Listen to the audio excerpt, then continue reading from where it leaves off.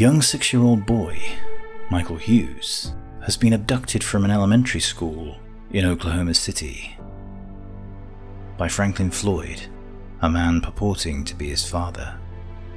Ominously, the authorities have discovered that Floyd has a violent and dangerous past, and that far from being his parent, he's actually no relation to the boy whatsoever. Police and federal law enforcement are now locked in a desperate search for Floyd, in a bid to keep Michael safe and alive. These are the heinous crimes of Franklin Delano Floyd.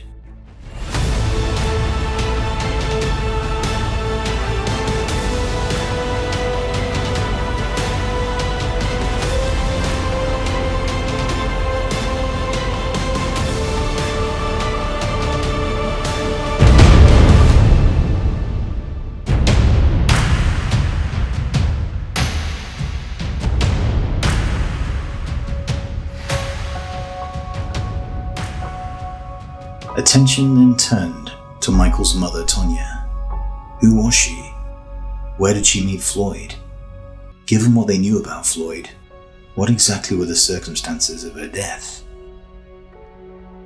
At the time of her death, Tonya worked at a strip club called Passions in Tulsa. Her workmates Connie and Livonia described her as friendly, energetic, and very intelligent, always with her head in a book or busy crocheting between dances. Definitely not the stereotype. They couldn't understand what a bright and promising 20-year-old was doing working in a strip club until they met her husband, Floyd, who was at this point going by the name Clarence Hughes. Something about this marriage just didn't seem to fit. There was a large age gap, but more than that, this was a strange relationship. Something just wasn't right, and nobody could put their finger on it. Tonya was beautiful, but at this point she'd had overly large, cheap, and poorly executed breast enlargement, arranged and paid for by her husband, of course. When she was paid by the club, she would hand over her earnings to Floyd, and work friends said he would come to her work and be confrontational to Tonya if he thought her wages were less than they should be. Tonya's sole function in life, it seemed, was to make money for her husband or suffer the consequences.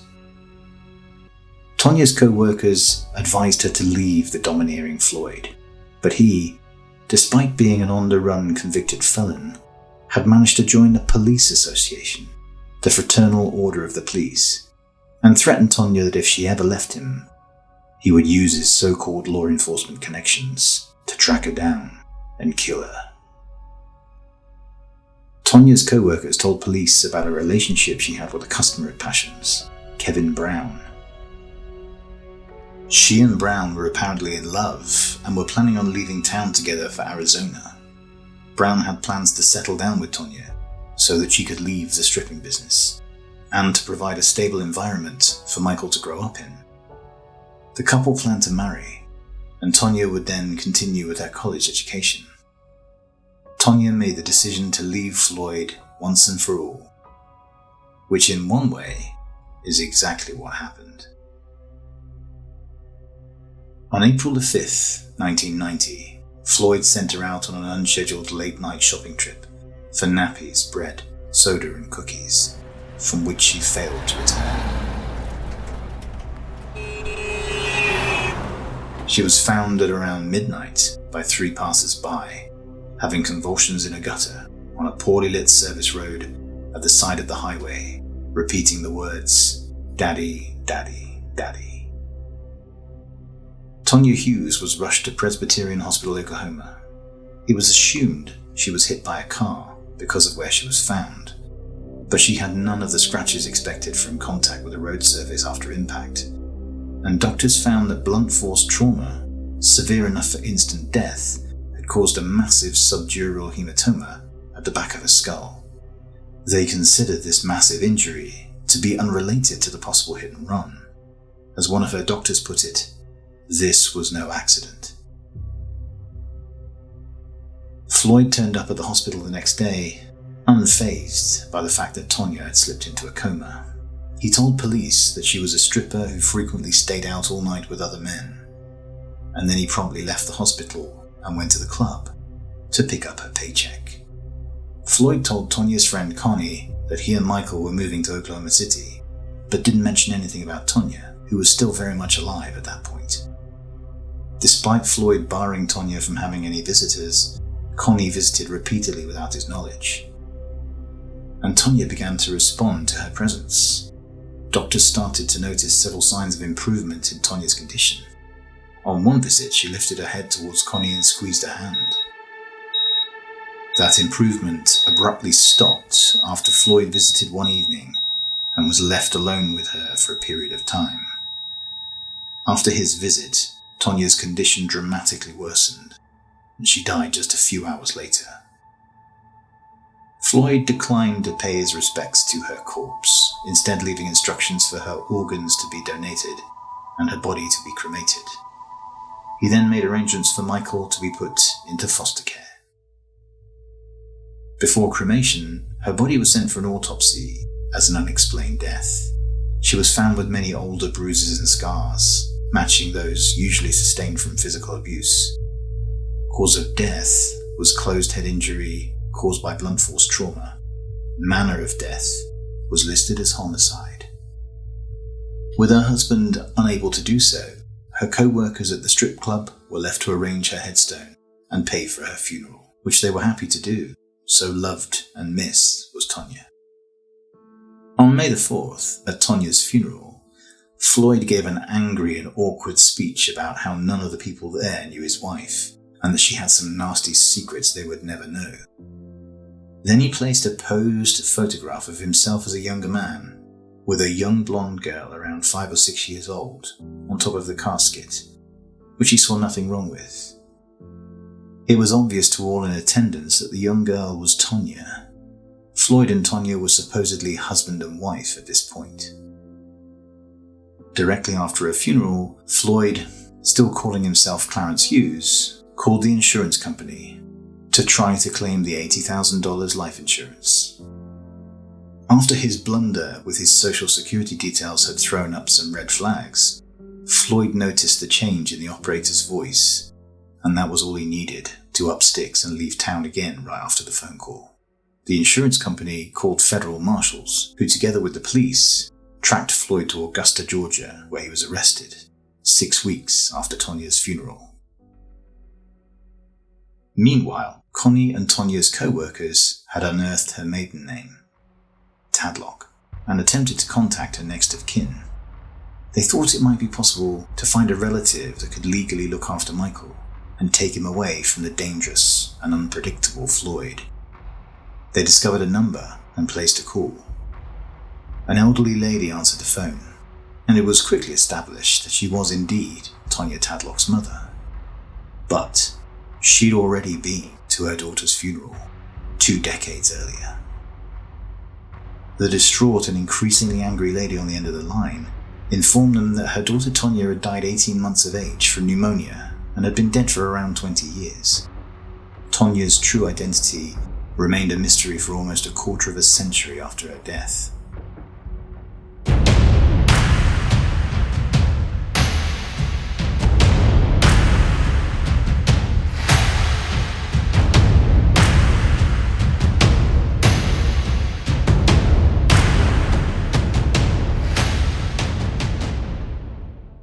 When obtained by police after his arrest, Floyd's phone records show that he had made a call to Phoenix, Arizona, to a man called Greg Higgs, just a few days after Tonya's death. Higgs had met Tonya while they were co-workers at a Marriott hotel in 1986. They dated for several months, although Tonya would tend to disappear for long periods of time. Higgs was Michael's real father, and Floyd called him to explain that Tonya had died in a car accident and to ask him if he would consider raising Michael. To his credit, Higgs had agreed, but Floyd never rang him again. Instead, Floyd told authorities that he was going to serve his time and turn his life around. He got an attorney who argued in court that he was actually a loving father who wrote to his son every week, planned to take parenting class in prison, and wanted to regain custody of Michael upon release. Despite being violent, being a convicted paedophile, and a person of interest to the police for the alleged murder of his wife, the mother of the boy, the court believed him and set a date for a review hearing. In December 1990, Floyd was granted visitation with Michael, in hour-long sessions supposedly always in the company of a social worker. Floyd also requested that Michael be circumcised for some reason. After a year of Michael being subjected to visits by Floyd, the routine DNA paternity test was carried out, eventually revealing Floyd to be no relation to the boy whatsoever. Despite Floyd's protestations that he was indeed Michael's father, both Floyd's visitation rights and parental rights were removed by the court. With the foster parents, the Beans, in the process of adopting him, the future was starting to look a lot more sunny for little Michael. In reality, of course, it was anything but. Floyd served just 33 months before being released on parole. Police were unable to charge him in connection with the death of his wife, so he was free to collect the $80,000 life insurance. Floyd continued to fight for custody, and in July 1993, the Oklahoma Supreme Court amazingly ruled that Floyd's rights had been violated by the previous decision, and his visitation rights were restored. Meanwhile, Floyd got a job as a maintenance man in an apartment complex. In a cruel twist, the convicted paedophile Floyd even had the gall to charge Michael's foster parents, Merrill and Ernest, with child abuse. Kerry Bax lived at the apartment block where Floyd worked. One day, she entered her apartment to find Floyd in her bedroom, holding a knife and a pair of her panties, rifling through her drawers. He knocked her to the floor, slashing at her with a knife, leading to deep defensive wounds on her arms as she fought him off. Her boyfriend managed to restrain Floyd until the police arrived. Floyd was arrested yet again, charged this time with aggravated assault. They couldn't charge him with unlawful entry, as he had a master key to every single apartment due to his job. Once again, his attorney was able to get Floyd released to a halfway house on $7,000 bail.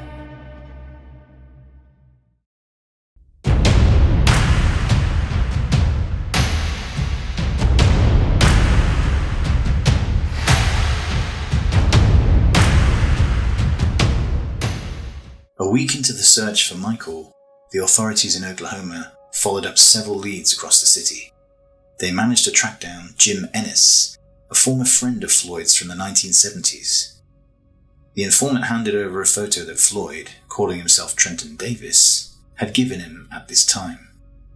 An awkwardly posed and downright sinister studio image of Floyd with a young girl, aged about 5 or 6, who he had claimed was his daughter.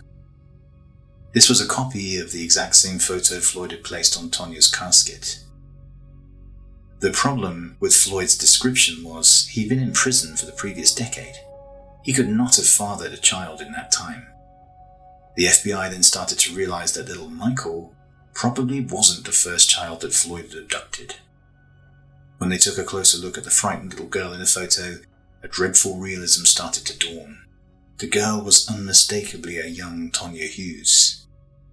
The little girl Floyd had apparently kidnapped, raised, and pretended was his daughter, eventually grew up to become his wife, and now Floyd was somewhere on the run with her son, Michael.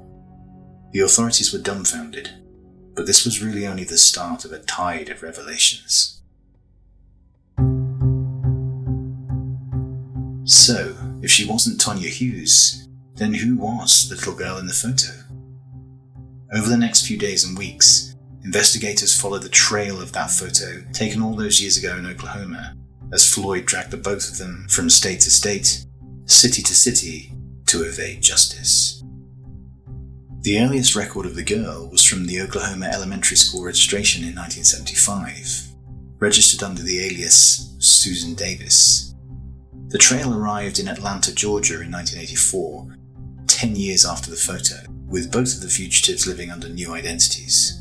The girl called herself Sharon Marshall, and Floyd, Warren Marshall. Sharon always referred to Floyd as her father. At high school, Sharon was considered a maths high achiever with a 4.0 grade point average, and perfect scores in geometry and maths, despite seemingly having to move schools every few months. Classmates from that time describe her as beautiful, smart, inspirational, and someone who could light up any room with her personality.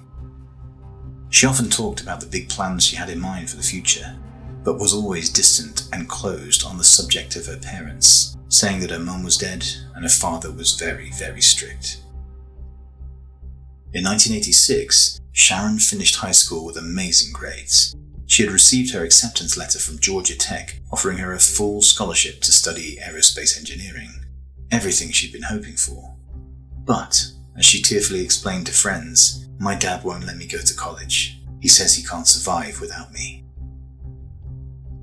Fast forward 3 years and 500 miles to 1989 and Tampa, Florida.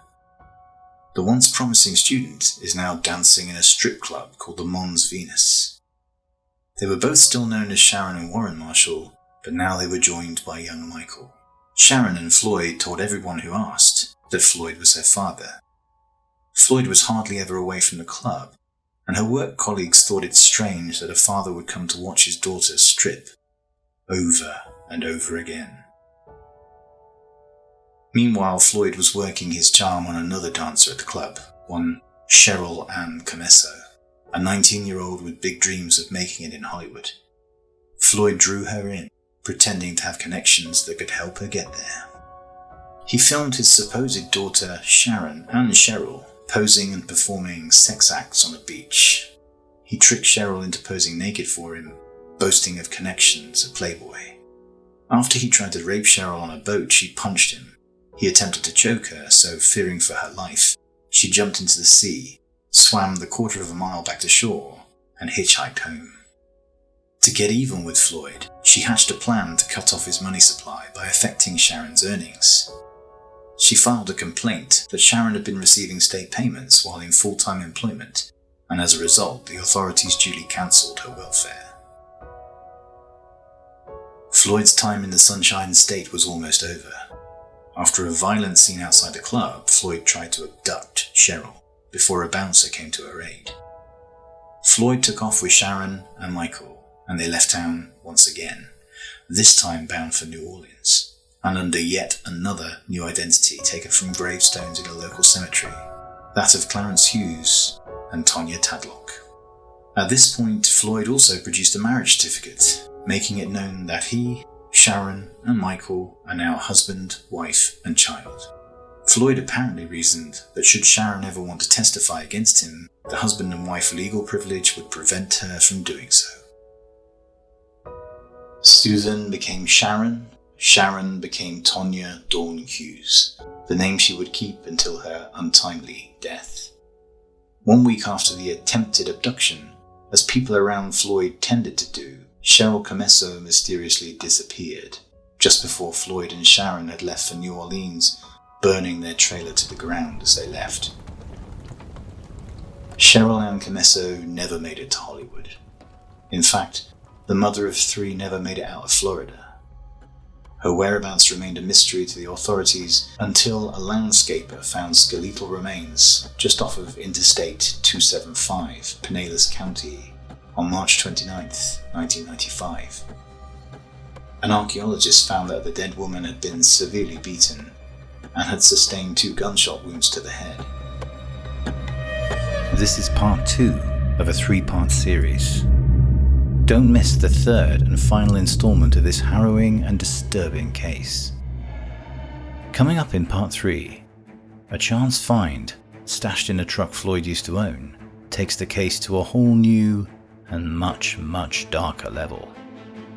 If Floyd wasn't her father, then what became of Tonya's real family? And how did she end up playing the part of Floyd's daughter for most of her young life?